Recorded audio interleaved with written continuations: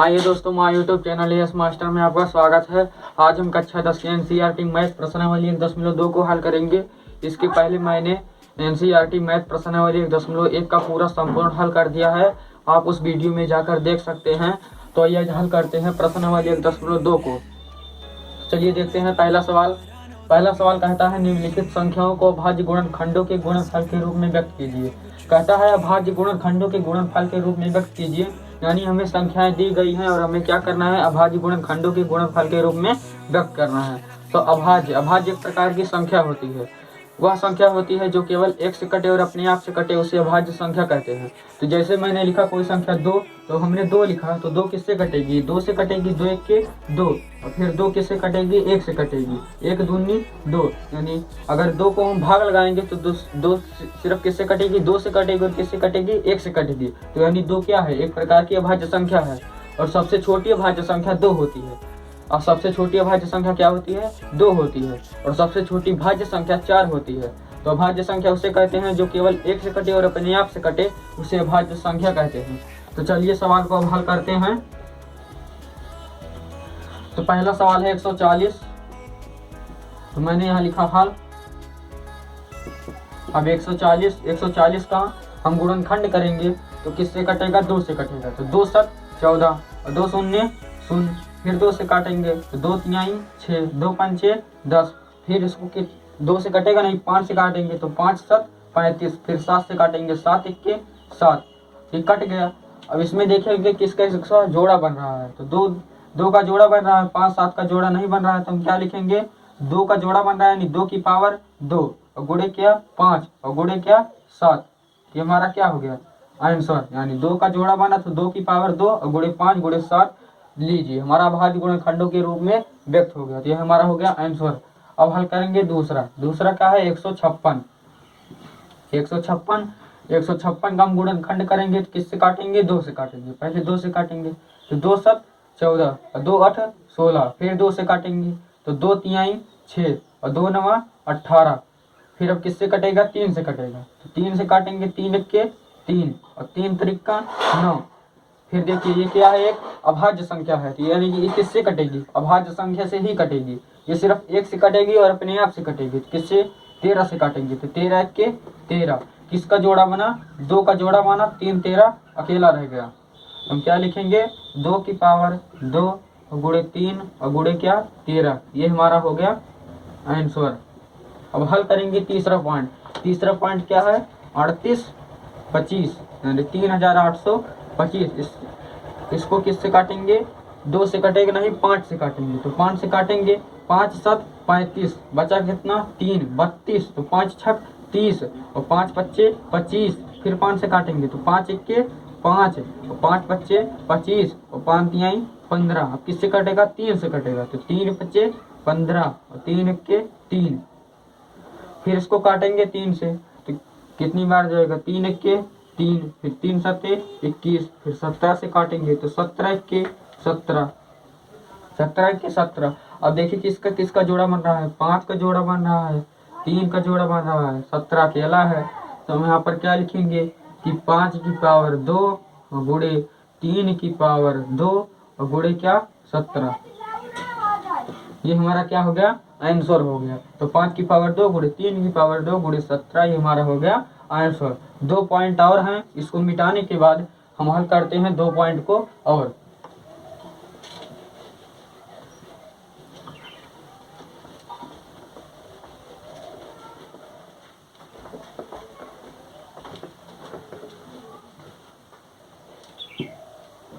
तो चौथा पॉइंट क्या है, चौथा पॉइंट है 5005, इसको काटेंगे तो किससे कटेगा, 5 से कटेगा। तो 5 से काटेंगे, 5 1 के 5 और 5 0 0 और 5 0 0, फिर 5 1 के 5। अब यह किससे कटेगा, यह एक हो गई विषम संख्या, तो यानी ये विषम संख्या से ही कटेगी। तो आप विषम संख्या, आप जानिए ये विषम संख्या है, तो किससे आप भाग लगाएंगे, विषम संख्या से, सिर्फ विषम संख्या से।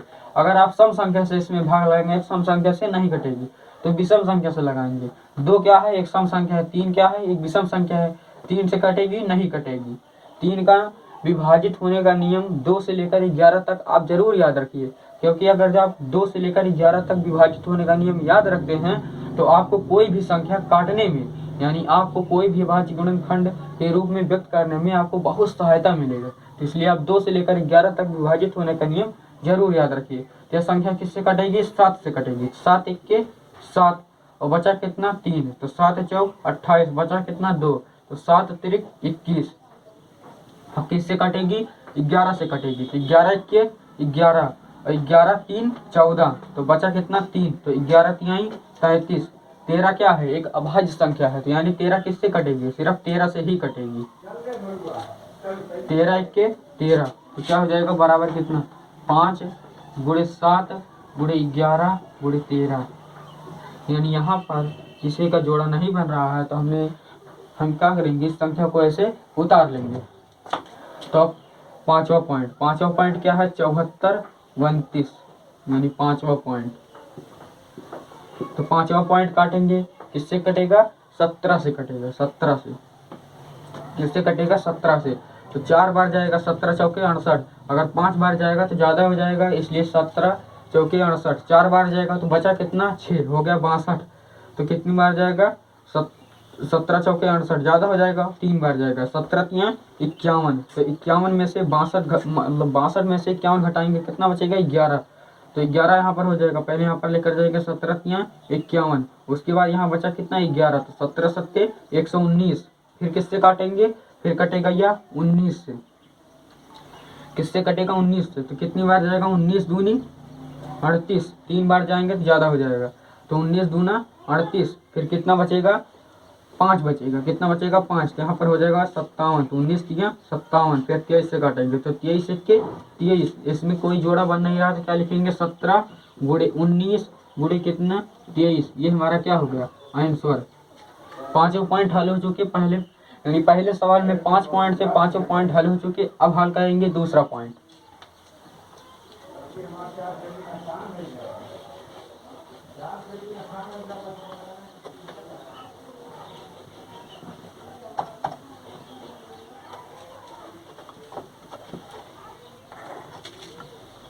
तो देखिए दूसरा सवाल पूर्णांकों के निम्नलिखित युग्मों के एचसीएफ और एलसीएम ज्ञात कीजिए तथा जांच कीजिए कि दो संख्याओं का गुणनफल बराबर एचसीएफ गुणे एलसीएम है। तो हमें इसका एचसीएफ निकालना है और क्या निकालना है? एलसीएम। और जांच करना है कि दो संख्याओं का गुणनफल बराबर एचसीएफ गुणे एलसीएम है। तो आइए इसको हल करते हैं।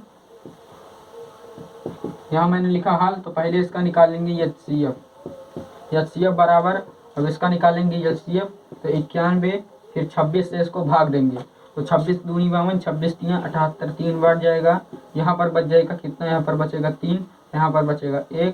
उसके बाद 13 से फिर भाग लगाएंगे 26 में, 26 में भाग लगाएंगे, फिर कितना हो जाएगा? 13 दूनी 26। फिर 26 से 26 माइनस हो जाएगा, फिर हमारा एचसीएफ कितना आ जाएगा? 13 आ जाएगा।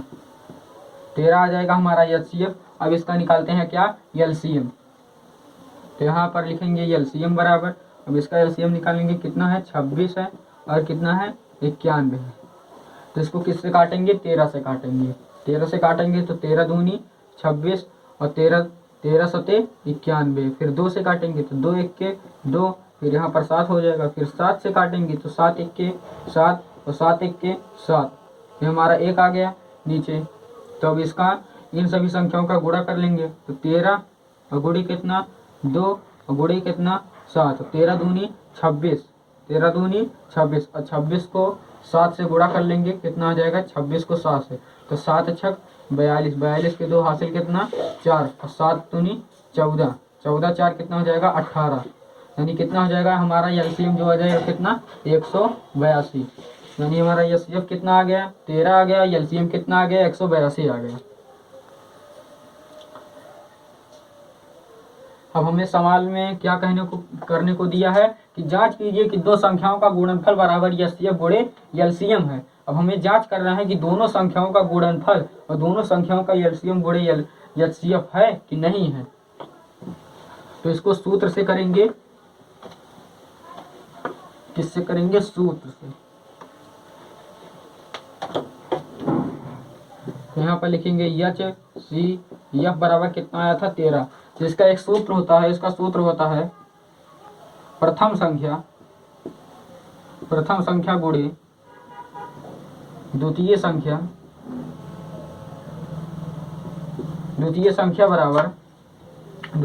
बराबर होता है एलसीएम गुणे HCF। ये एक सूत्र होता है, इसको जरूर याद रखिए कि लासा और मासा में संबंध निकालने का यही एक सूत्र होता है कि प्रथम संख्या गुणे द्वितीय संख्या बराबर एलसीएम गुणे HCF। इसी सूत्र पर रखकर हम इसकी जांच करेंगे। तो हमारा पहली संख्या हमारी क्या है? पहली संख्या हमारी है, मतलब पहली संख्या कितनी थी? हमारी पहली संख्या थी 26। कितनी थी? 26। हमारी द्वितीय संख्या कितनी थी? 91। तो हम यहाँ लिखेंगे 91 और बराबर हमारा एलसीएम कितना आया? 182। यहाँ पर लिखेंगे 182। उसके बाद हमारा HCF निकल के कितना आया है? 13। तो गुणे में लिखेंगे कितना? 13। फिर इन दोनों संख्याओं का गुणा कर लेंगे, कितना आ जाएगा? 26 और 91 का गुणा करेंगे तो आ जाएगा कितना? 2366। फिर उसके बाद 182 और 13 का गुणा करेंगे तो 2366 ये भी आ जाएगा। यानी हमारा ये क्या हो गया?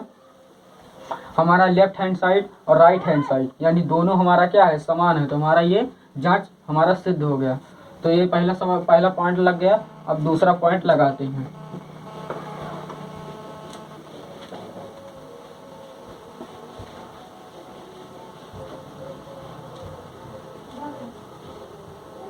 दूसरा सवाल क्या है? दूसरा सवाल है 510 और कितना है? 92। यानी 510 और 92 ये हमारा दूसरा पॉइंट है। तो पहले हम इसका क्या निकालेंगे? HCF। तो हम यहाँ लिखेंगे HCF बराबर, और 510 और 92 का पहले HCF निकालेंगे। तो HCF निकालने के लिए भाग विधि का प्रयोग करना चाहिए, कि भाग विधि का प्रयोग नहीं करना चाहिए क्योंकि HCF दो विधियों से निकाला जाता है। कि HCF तो एक भाग विधि और एक गुणनखंड विधि। तो हम इसको किससे निकालेंगे? भाग विधि से। तो यहाँ पर लिखेंगे 510 और 92। तो 92 से भाग लगाएंगे 510 में, कितनी बार जाएगा? ये जाएगा 5 बार। तो 5 दूनी 10 के शून्य, हासिल कितना? 1। और 5 9 45 और 45 एक कितना? 46। कितना हो गया? 460। तो 5 बार लेकर जाएंगे, कितना हो जाएगा? 460। यहाँ पर हो जाएगा 0। उसके बाद क्या होगा? यहाँ फिर यहाँ से क्या लेंगे? 1 में से 6 जाएगा नहीं, यहाँ से हासिल लेंगे तो हो जाएगा 11। और 11 में से 6 जाएगा तो बचेगा कितना? 5। यानी 5 6 5 कितना होता है? 11। और 4 में से 4 जाएगा तो बचेगा कितना? 0। हमारा शेषफल कितना आ गया? 50। अब क्या करेंगे? 50 से फिर भाग लगाएंगे किसमें? 92 में। किसमें लगाएंगे? 92 में। तो कितनी बार जाएगा? 50 दूनी 100, यानी 92 से ज़्यादा हो रहा है 100, तो इसलिए कितनी बार लेकर जाएंगे? 1 बार। तो 50 1 50। अब इसको माइनस करेंगे तो यहाँ पर बचेगा 2। और यहाँ 9 में से 5 जाएगा तो कितना बचेगा? 9 में से 5 जाएगा तो बचेगा कितना? 4। कितना बचेगा? 4। तो यहाँ पर हो गया 42। अब 42 से भाग लेंगे किसमें? 50 में। तो यहाँ पर लिखेंगे 50 फिर 42, यानी कितनी बार जाएगा? 1 बार। तो 1 बार लेकर जाएंगे 42 1 42। अब इसको घटाएंगे तो यहाँ पर कितना बचेगा? 8। यहाँ पर कितना बचा? 5 में से 4 जाएगा, कितना बचेगा? बचेगा 1। कितना बचेगा? यानी 4 में से 4, यहाँ पर 4 बचेगा ना, तो 4 में से 4 जाएगा तो 0। यहाँ पर कितना बचा? 8। यहाँ पर कितना बचा है? 8। तो हम फिर हमारा शेषफल कितना बचा? 8। अब 8 से भाग लगाएंगे। 8 से किस में भाग लगाएंगे? सीधा लगाएंगे 42 में। किससे लगाएंगे? 42 में। तो 8 का 8 8 दूनी 16, 8 3 24 और 8 3 24, 8 4 32 और 8 पंचे 40। 5 बार लेकर जाएंगे। कितनी बार? 5 बार। 8 पंचे 40 और 8 6 48। ज़्यादा हो जा रहा है, इसी बार कितनी लेकर जाएंगे? 5 बार। तो 8 पंचे 40। अब कितना यहाँ पर बचेगा? 2। यहाँ पर बचेगा 2 और 4 में से 4 जाएगा तो बचेगा 0। फिर हम 2 से भाग लगेंगे किसमें? 8 में। तो 2 चौके 8, ये हमारी संख्या गई कट। तो हमारा निकल के क्या आया? HCF जो हमारा निकल गया है कितना आया? 2 आया। 2 कैसे आया? क्योंकि हमने आखिरी में 2 से ही काटा, तभी हमारा शेषफल कितना आया? 0 आया। तो इसलिए हमारा HCF भी जो हो जाएगा वो कितना हो जाएगा? HCF हम यहाँ लिखेंगे HCF बराबर कितना लिखेंगे? 2। HCF निकल गया। अब इसका निकालेंगे LCM। HCF 2 निकल के आया। यहाँ पर लिख सकते हैं साइड में HCF बराबर 2। अब इसका निकालेंगे LCM।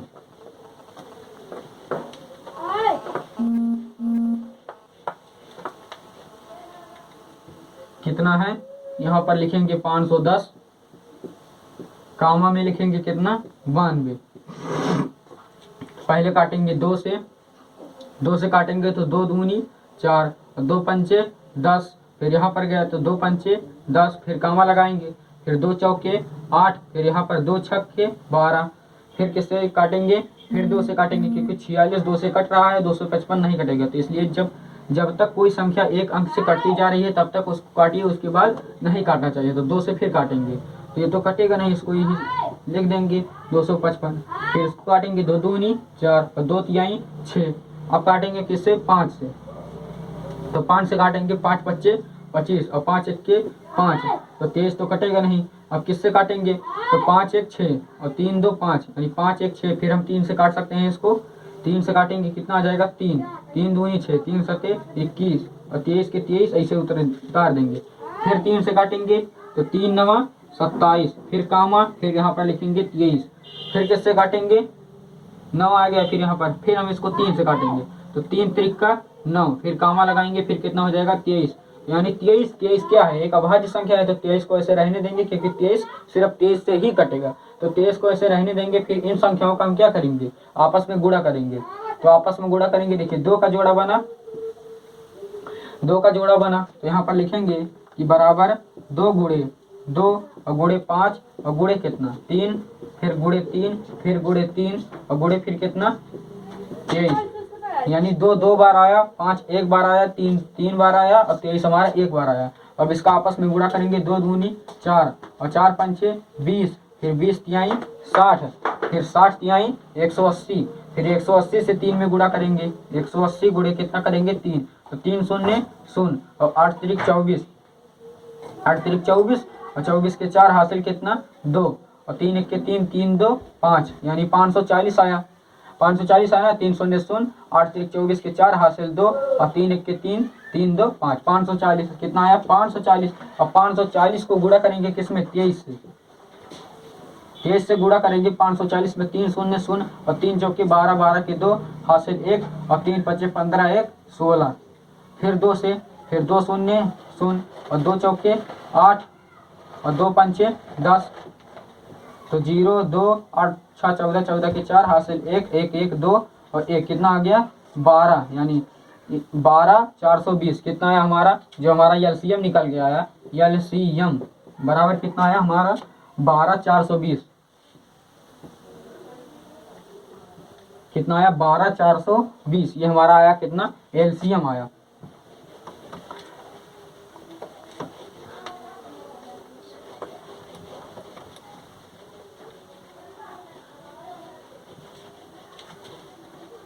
हमारा एलसीएफ निकल के आया 2, एलसीएम हमारा कितना निकल के आया 12 420।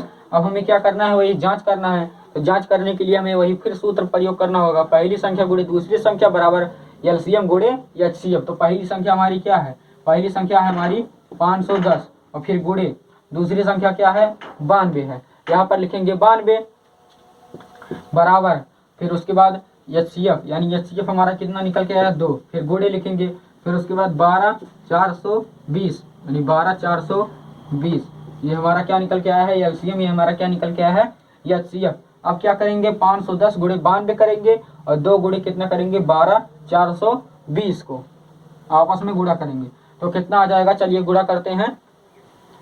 इसको जब गुणा करेंगे तो आ जाएगा 46 920, कितना आ जाएगा 46 920। फिर जब इसको गुणा करेंगे तो ये भी आ जाएगा कितना 46 920, यानी हमारा लेफ्ट हैंड साइड और राइट हैंड साइड दोनों क्या हो गया, जांच करने पर हमारा सिद्ध हो गया।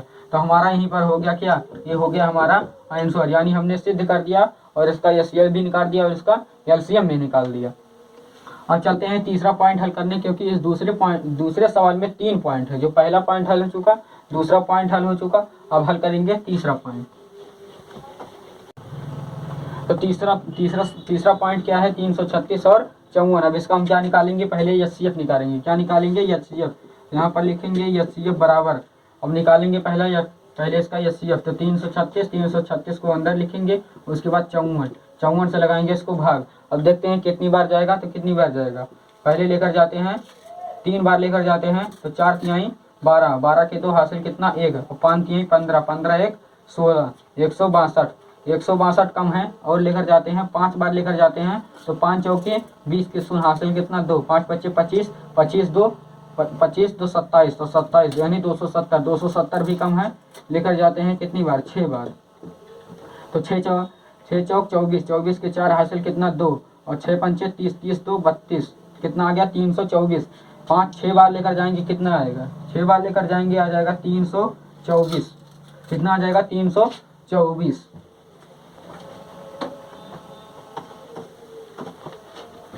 6 बार लेकर जाएंगे आ जाएगा 324। अब इसको माइनस करेंगे, 6 में से 4 जाएगा तो बचेगा 2, 3 में से 2 जाएगा तो बचेगा 1 और 3 में से 3 जाएगा तो बचेगा 0। फिर उसके बाद 12 से भाग लगाएंगे किस में 54 में, तो यहाँ पर लिखेंगे 12, यहाँ पर लिखेंगे 54। अब क्या करेंगे 12 से भाग लगाएंगे तो 12 दूनी और 24, 12 तिहाई 36, तो 12 चौक 48, 12 चौक 48, 12 पंचे 60। 5 बार लेकर जाएंगे तो 60 यानी ज़्यादा हो रहा है, 4 बार लेकर जाएंगे तो 12 चौक 48, यहाँ 48 हो जाएगा। अब इसको घटाएंगे तो 4 में से 8 जाएगा नहीं, यहाँ से लेंगे 14, 14 में से 8 जाएगा तो बचेगा 6, उसके बाद 4 में से 4 जाएगा तो 0। फिर उसके बाद 6 से भाग लगाएंगे 12 में, किसमें लगाएंगे 12 में, तो 6 दूनी 12, हमारा ये हो गया माइनस, तो हमारा एचसीएफ निकल के कितना आया 6। अब इसका निकालेंगे एलसीएम, अब इसका क्या निकालेंगे एलसीएम, तो कितना है 336, 336 कामा 54। इसको काटेंगे 2 से, तो 2 से काटेंगे तो 2 एक के 2, 2 एक के 2 और 2 छक 12 और 2 8 16, फिर 2 से, फिर 2 दूनी 4 और 2 7 14, फिर 2 से काटेंगे तो 2 8 16 और 2 चौके 8, फिर इसको 27 तो कटेगा नहीं, 27 को ऐसे उतार लेंगे, फिर 2 से काटेंगे तो 2 चौके 8 और 2 दूनी 4, 27 को ऐसे रहने देंगे, फिर 2 से काटेंगे तो 2 दूनी 4, 2 एक के 2, फिर 27 को ऐसे रहने देंगे, फिर काटेंगे 3 से, तो 3 सत्ते 21 और 3 नवा 27, फिर काटेंगे किससे 3 से, 3 से काटेंगे तो 3, 7 को ऐसे रहने देंगे, 3 त्रिका 9, फिर काटेंगे 3 से तो 3, 7 को ऐसे रहने देंगे, 3 एक के 3, बचा हमारा 7, तो 7 तो 7 ऐसे कटेगा, तो अब इसका गुणा कर लेंगे, 2 दूनी 4, 4 दूनी 8 और 8 दूनी 16, 16 तिया 48, 48 को गुणा करेंगे 3 से, 48 को गुणा करेंगे 3 से, 8 त्रिक 24 के 4 हासिल 2 और 4 3 12 13 14, यानी कितना 144, तो 2 दूनी 4, 4 4 दूनी 8, 8 दूनी 16, 16 तिया 48 और 48 तिया कितना 144, 48 तिया कितना 144, फिर 144 से गुणा करेंगे 3 में, 144 गुणे 3, तो 3 चौक 12 के 2 हासिल 1, 3 चौक 12 1 13 3 हासिल 1, 3 एक के 3, 3 1 4, 432, फिर 432 को गुणा करेंगे किससे 7 से, तो 7 से गुणा करेंगे, 7 दूनी 14, 14 के 4 हासिल कितना 1 और 7 त्रिक 21, 7 त्रिक 21 1, 22, 22 के 2 हासिल कितना 2 और 7 चौक 28, 28 2 30, तो यहाँ पर हो जाएगा 30 यानी 30 24। तो हमारा जो एलसीएम निकल के आया, एलसीएम बराबर कितना आ गया 30 24, तो हमारा एलसीएम कितना आया 30 24 और एचसीएफ हमारा कितना आया 6। अब हम क्या करेंगे, फिर वही जांच करेंगे, फिर क्या करेंगे वही जांच करेंगे।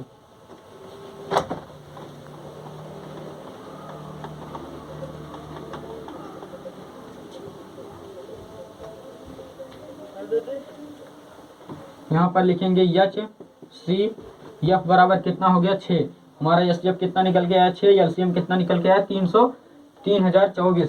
तो अब क्या करेंगे, अब फिर वही जांच करेंगे कि पहली संख्या गुणे दूसरी संख्या बराबर एचसीएफ गुणे एलसीएम। तो पहली संख्या क्या थी 336, पहली संख्या क्या थी 336 और दूसरी संख्या क्या है 54, फिर बराबर, तो हमारा एलसीएम यानी एलसीएम हमारा कितना निकल के आया 3024 और गुणे हमारा एचसीएफ कितना निकल के आया 6। अब इसका आपस में गुणा करेंगे तो कितना आ जाएगा, ये आ जाएगा 18144, यानी इकाई ढाई सैकड़ा हजार 10,000, 18144। फिर हम इसका गुणा करेंगे तो ये भी आ जाएगा 18144, तो यानी लेफ्ट हैंड साइड और राइट हैंड साइड दोनों हमारा क्या हो गया सिद्ध हो गया। तो हमने जो हमारी जांच थी वो हमारी सिद्ध हो गई। तो दूसरे सवाल में 3 पॉइंट से तीनों पॉइंट हल हो चुके हैं। अब आप चलेंगे तीसरे सवाल को हल करने, तो इसको मिटाते हैं, उसके बाद तीसरा सवाल हल करते हैं।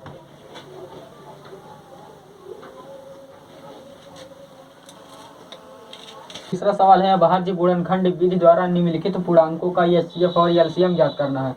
तो क्या करना है, अभाज्य गुणनखंड विधि द्वारा, मतलब गुणनखंड विधि द्वारा हमें इनका क्या निकालना है, एलसीएम और एचसीएफ निकालना है। तो एलसीएम और एचसीएफ निकालने की दो विधि होती है, पहला होता है भाग विधि, दूसरा होता है गुणनखंड विधि। तो हमें भाग विधि से इसको नहीं लगाना है, इसको लगाना है किससे, गुणनखंड विधि से। तो आइए पहला सवाल हल करते हैं। इसमें कितने पॉइंट है, 3 पॉइंट है। अगले वाले सवाल में यानी दूसरे सवाल में हमारे 3 पॉइंट थे, इसमें भी हमारे 3 पॉइंट है। तो पहला पॉइंट क्या है, 12, 15 और 21। दूसरा है 17, 23 और 29। तीसरा पॉइंट है 8, 9 और 25। तो अब हम इसका निकालेंगे पहले एचसीएफ।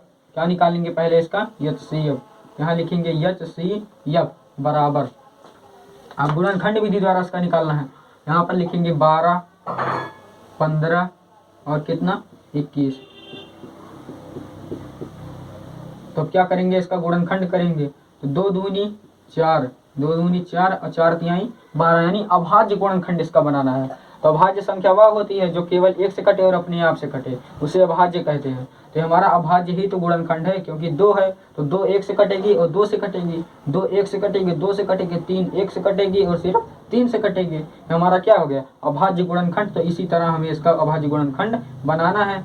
यहाँ पर लिखेंगे फिर क्या, यहाँ पर लिखेंगे 5 तिहाई 15, फिर यहाँ पर लिखेंगे 7 त्रिक 21। तो 5 तिहाई 15 और 7 त्रिक 21। अब इसमें देखेंगे क्या क्या मिल रहा है। तो मिल क्या कह रहा है, 3 3, यानी हमारा जो 3 3 है वो हमारा मिल रहा है।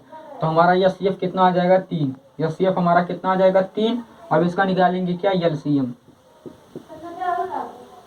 एलसीएम निकालेंगे, एलसीएम 12, 15 और कितना, 21।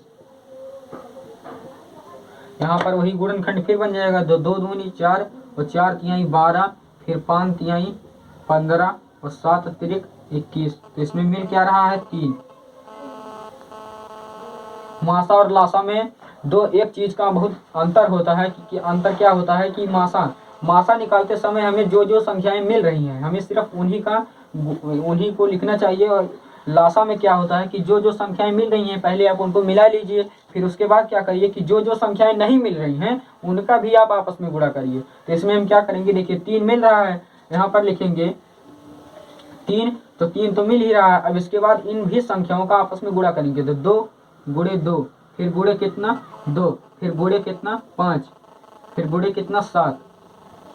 अब इसका गुणा करेंगे। 3 दूनी 6 और 6 दूनी 12, 12 पंचे 60 और 60 सत्ते 7 छक 42, यानी कितना हो जाएगा 420।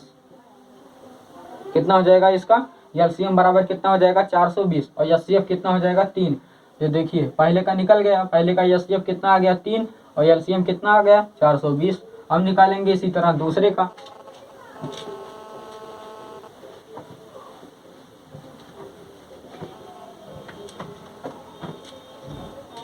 इसी तरह दूसरे का निकालेंगे। तो यहाँ पर लिखेंगे पहले एचसीएफ बराबर कितना है 17, उसके बाद कितना है 23, उसके बाद कितना है 29। तो 17, 17, 23, 29 आप जानते होंगे कि एक एकदम अभाज्य संख्या है जो कि सिर्फ अपने आप से कटेगी और 1 से कटेगी। तो 17 तो हो जाएगा कितना 17 के 17 और 23 तो 23 के 23 और 29 के 29। तो इसमें मिल क्या रहा है 1 1। तो हमारा एचसीएफ बराबर कितना हो जाएगा 1। अब यहाँ लिखेंगे एलसीएम बराबर इसका एलसीएम यहीं पर निकालते हैं कितना है 17 बराबर 23, उसके बाद कितना है 29। तो क्या करेंगे वही फिर गुणनखंड बनेगा 17 के 17 और 23 के 23 और 29 के 29। इसमें मिल क्या रहा है 1 1। एक तो मिल ही रहा है, उसके बाद एलसीएम में क्या करना पड़ता है कि जो जो संख्याएं नहीं मिल रही हैं उनका भी हमें क्या करना पड़ता है आपस में गुणा करना पड़ता है। तो हम यहाँ लिखेंगे कि 17 गुणे 23 और गुणे 29 और गुणे 1। एक का तो कोई मतलब नहीं है, जिस संख्याओं को 1 में गुणा करते हैं वही संख्या में फिर प्राप्त होते हैं। तो फिर 17 23 गुणे 29 करेंगे तो कितना आ जाएगा, ये आ जाएगा हमारा 11,000, यानी इकाई दहाई सैकड़ा हजार 10,000 11,339। ये हमारा आ जाएगा एलसीएम। ये हमारा क्या आ जाएगा सीएम बराबर, एलसीएम बराबर कितना आ जाएगा 11,339। और एचसीएफ कितना है इसका 1, तो इसका एचसीएफ और एलसीएम निकल गया। अब निकालेंगे तीसरा पॉइंट जो कि है 8, 9 और 25।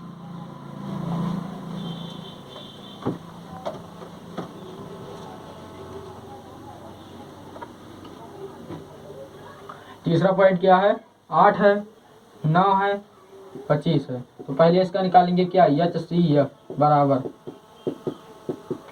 तो देखिए इसका बनाएंगे तो 2 दूनी 4 और 4 दूनी 8, फिर इसका बनाएंगे तो 3 त्रिका 9, फिर इसका बनाएंगे 25 का, तो 5 पच्चे 25। तो देखिए इसमें कुछ मिल नहीं रहा है, आप देख सकते हैं कि इसमें कुछ नहीं मिल रहा है, क्योंकि 2 गुणे 2 2 गुणे 2, और इसमें 3 गुणे 3 है, इसमें 5 गुणे 5 है। तो जिन संख्याओं में कुछ नहीं मिलता है उसका मासा क्या होता है, हम इसको इस तरह लिख सकते हैं कि 2 दूनी 4 दूनी 8 और 8 1 8 और गुणे कितना 1, फिर गुणे कितना 1, यानी इसका मासा भी क्या, इसका एचसीएफ इसका एचसीएफ क्या हो जाएगा 1 हो जाएगा, क्या हो जाएगा 1।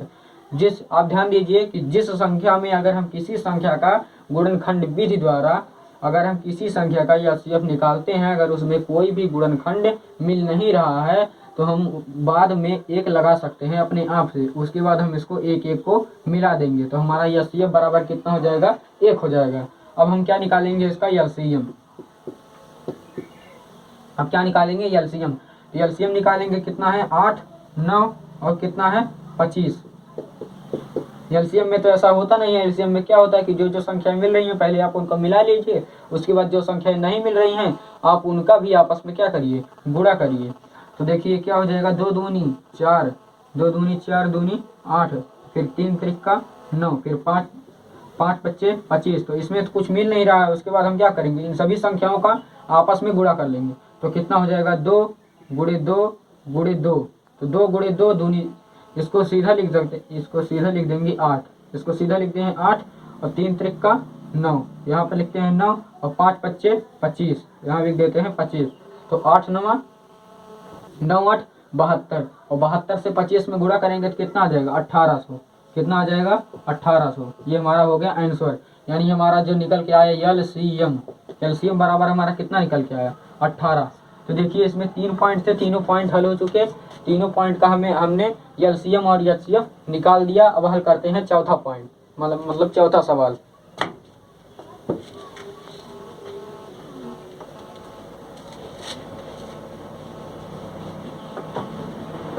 तो देखिए चौथा सवाल कहता है कि एचसीएफ मतलब दिया गया है 3, एचसीएफ मतलब 306 और 657, 306 और 657 का, यानी इसका मासा कितना दिया है 9 दिया है, और हमारा एलसीएम 306 और 657 ज्ञात करना है। मतलब इसका एचसीएफ दिया गया है, हमें एलसीएम इसका निकालना है। तो हम इसको कैसे निकालेंगे, आप इसको ऐसे नहीं निकालेंगे कि आप इसका एचसीएफ दिया गया है आप इसका एलसीएम निकाल लीजिए, ये बहुत बड़ी प्रक्रिया हो जाएगी। इसको एक सूत्र द्वारा हम निकालते हैं जिसका सूत्र होता है कि लासा, यानी हमें लासा ही निकालना है। तो इसको क्या करेंगे, लासा बराबर हो जाएगी पहली संख्या गुणे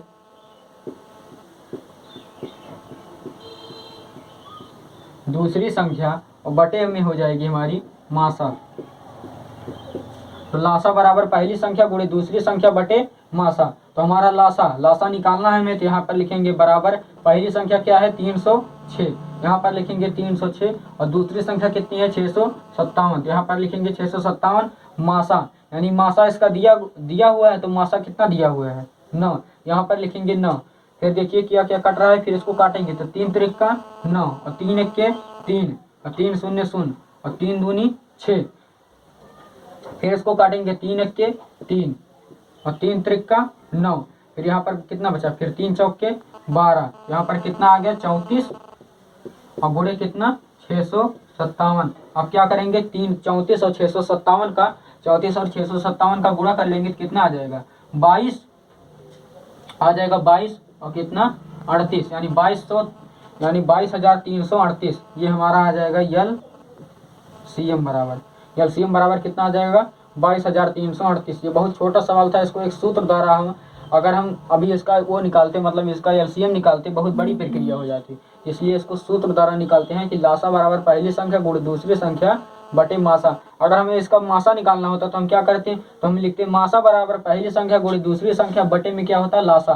तो इसी प्रकार इस सूत्र से हमें लासा और मासा दोनों मिल जाता है, तो इसलिए सूत्र लगाना पड़ता है। तब लिखिए, अब चलेंगे पांचवा सवाल लगाने। तो चलिए देखते हैं पांचवा सवाल क्या कहता है। पांचवा सवाल कहता है जांच कीजिए कि किसी प्राकृतिक संख्या n के लिए 6 की घात n अंक शून्य पर समाप्त होती है। तो कह रहा है कि कोई भी संख्या 6 की घात n अंक शून्य पर समाप्त होती है।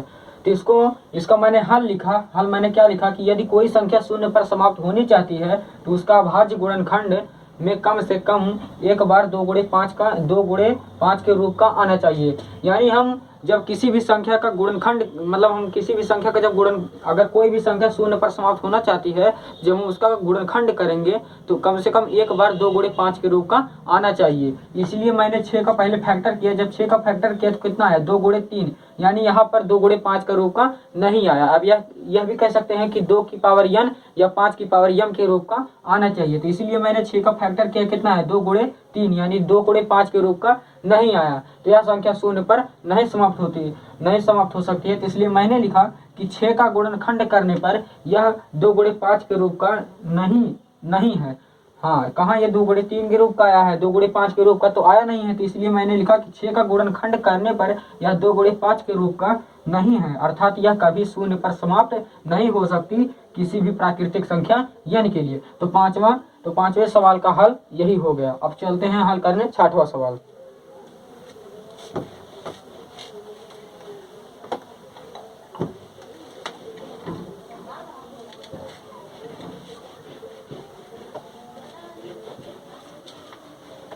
छठवां सवाल देखते हैं। छठवां सवाल कहता है व्याख्या कीजिए कि 7 गुणे 11 गुणे 13 प्लस 13 और 7 गुणे 6 गुणे 5 गुणे 4 गुणे 3 गुणे 2 गुणे 1 प्लस 5 भाज्य संख्याएं क्या हैं। तो हमें इतना और इतना हमें संख्याएं दी गई हैं, हमें क्या करना है कि भाज्य संख्याएं क्यों हैं। तो इतना हमारी भाज्य संख्या है और यहाँ से लेकर यहाँ तक हमारी क्या है, एक भाज्य संख्या है। तो हमें सवाल में पूछा क्या गया है कि ये भाज्य संख्याएं हमें दी गई हैं। तो भाज्य संख्याएं हैं तो क्यों हैं, तो भाज्य संख्याएं वह होती हैं कि जिसका हम अगर गुणनखंड करें तो उसमें मिनिमम तीन अंक तो जरूर आना चाहिए।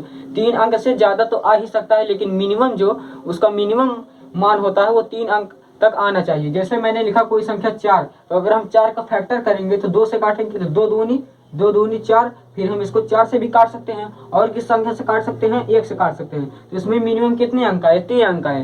तो यानी मिनिमम अब भाज्य संख्या किसे कहते हैं, जिसमें मिनिमम 3 अंक जरूर आने चाहिए। तो इसमें मिनिमम 3 अंक आ गए, यानी एक क्या हो गई, हमारी भाज्य संख्या हो गई। तो हमें इसका भी ऐसे गुणनखंड करना है। अगर हमारे पास गुणनखंड करने के बाद अगर मिनिमम हमारे पास 3 अंक मिलते हैं, अगर 3 अंक से ज्यादा भी मिलते हैं तो हमारी यह भाज्य संख्या होगी, अन्यथा नहीं होगी।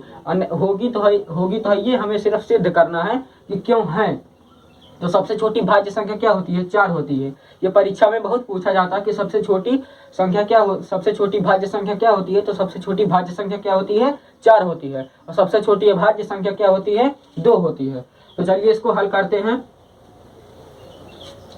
अब इसको हल करेंगे तो मैंने यहाँ लिखा हल, फिर इसको हल करेंगे तो अब इसमें लेंगे कॉमन। तो इसमें कॉमन क्या नजर आ रहा है, इसमें कॉमन नजर आ रहा है 13। यहाँ पर लिखेंगे 13 और ब्रैकेट में क्या हो जाएगा 7 और गुणे कितना 11 और फिर उसके बाद गुणे कितना हो जाएगा 1, कितना हो जाएगा 1, हमारा गुणे कितना हो जाएगा, यानी 13 हमने कॉमन ही ले लिया तो हमारा प्लस में कितना हो जाएगा 1। तो हम यहाँ पर ऐसे लिख देंगे, फिर 13 हो जाएगा, फिर 11 7 77 और प्लस में कितना 1, फिर हम यहाँ पर लिखेंगे 13 और 77 एक कितना 78, फिर 78 हो जाएगा, फिर 13 यानी ब्रैकेट में है तो ब्रैकेट और इसके बीच में क्या संबंध है, गुणा का है।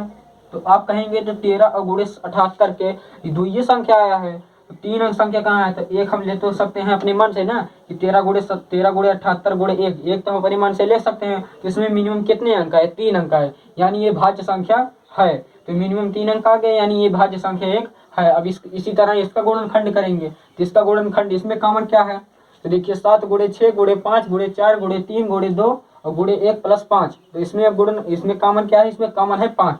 यहाँ पर कॉमन लेंगे 5, फिर करेंगे, फिर 7 लिखेंगे 7 और गुणे 6, फिर लिखेंगे यहाँ पर 5 तो कॉमन लिए हैं, फिर उसके बाद यहाँ लिखेंगे 5 तो कॉमन लिए, उसके बाद लिख सकते हैं 4, फिर लिखेंगे गुणे 3, फिर यहाँ पर लिखेंगे गुणे कितना 2,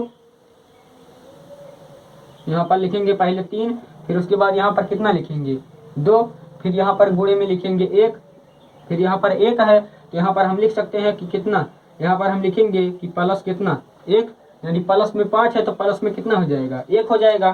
फिर यहाँ पर अब इसका आपस में क्या करेंगे, गुणा करेंगे। तो इतना का अगर हम गुणा करेंगे, यानी इतनी संख्याओं का अगर हम गुणा करते हैं कि 7 छक 42 और 42 चौका, फिर उतने में जितना आया, फिर 3 से, फिर उतने में जितना आया 2 से, तो हम उतने का गुणा करेंगे तो हमारे पास कितना आएगा 1008 आएगा। फिर हमारे पास इतना का हम गुणा कर दिए, कितना आया 1008 आया, प्लस कितना बचा हमारा 1 बचा, तो यहीं पर इसको रहने देंगे। फिर लिखेंगे 5 और गुणे कितना 1008 में 1 प्लस करेंगे कितना आ जाएगा 1009, कितना आ जाएगा 1009। फिर इसको कैसे लिख सकते हैं कि 5 गुणे 1009, फिर गुणे में क्या लिख सकते हैं 1 अपने मन से, तो 3 संख्या इसमें भी आ गई, 3 संख्या इसमें भी आ गई, तो हमारा ये क्या हो गई एक भाज्य संख्या हो गई।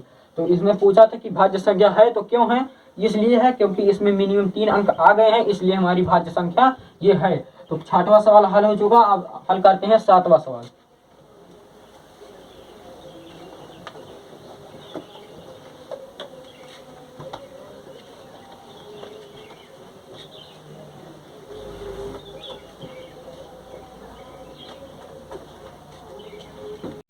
तो आइए देखते हैं 7वां सवाल। 7वां सवाल का प्रश्न बहुत बड़ा है, लेकिन हल जो है वो बहुत छोटा है, इसलिए प्रश्न बहुत बड़ा है, इसलिए हम इसको उतार नहीं रहे हैं, इसलिए हम इसको कह दे रहे हैं कि किसी खेल के मैदान के चारों ओर एक वृत्ताकार पथ है। मतलब किसी खेल के मैदान में, मान लीजिए एक खेल का एक मैदान है और कह रहा है किसी खेल के मैदान के चारों ओर एक वृत्ताकार पथ है, यानी एक वृत्ताकार पथ मतलब रास्ता है, यानी एक ये खेल का मैदान है, इसके चारों ओर एक वृत्ताकार पथ है, और कह रहा है कि इस मैदान का एक चक्कर लगाने में सोनिया को, यानी इस मैदान का एक चक्कर लगाने में सोनिया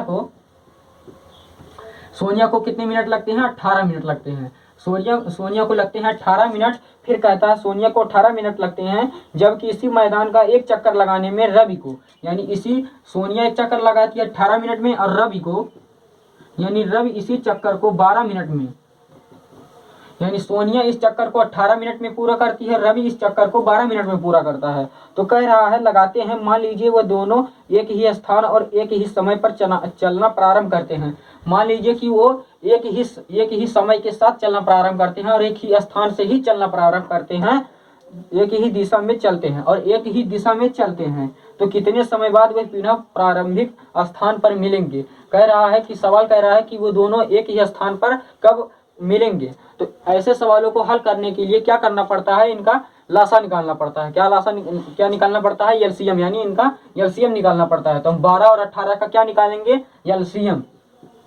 तो 12 यहाँ पर लिखेंगे, 18 यहाँ पर पहले लिखेंगे हल, फिर इसको लगाएंगे, फिर 2 छक्के 12 और 2 नवा 18, फिर काटेंगे 2 से, तो 2 तिहाई 6 और 2 नवे 9 हो जाएगा, 9 तो उतर जाएगा। फिर 3 से काटेंगे, 3 एक के 3, 3 त्रिक का 9, फिर 3 से 3, फिर 3 एक के 3, तो कितना आ गया इसका 2 का जोड़ा बन गया, 3 का जोड़ा बन गया, 2 दूनी 4 और 4 तिहाई 12, 12 तिहाई 36, यानी दोनों जब एक प्रारंभिक वेग में मिलेंगे तो कितने बाद मिलेंगे, यानी 36 मिनट। कितना कह रहा है इसमें, कितने समय बाद कह रहा है कि वे कितने समय बाद वे पुनः प्रारंभिक स्थान पर मिलेंगे। कितने समय बाद, 36 मिनट। आप यहाँ लिख सकते हैं कि 36 मिनट बाद वे पुनः प्रारंभिक स्थान पर मिल सकते हैं। तो ये हमारा आखिरी सवाल था। इसमें प्रश्नावली 1.2 में 7 सवाल थे, जिन 7 सवालों को मैंने हल कर दिया। अब मिलते हैं अगले वीडियो के साथ प्रश्नावली 1.3 के साथ। तब तक के लिए आप देखते रहिए मेरे वीडियो प्रश्नावली 1.1 को और प्रश्नावली 1.2 को। फिर आगे मिलते हैं प्रश्नावली 1.3 के साथ। तब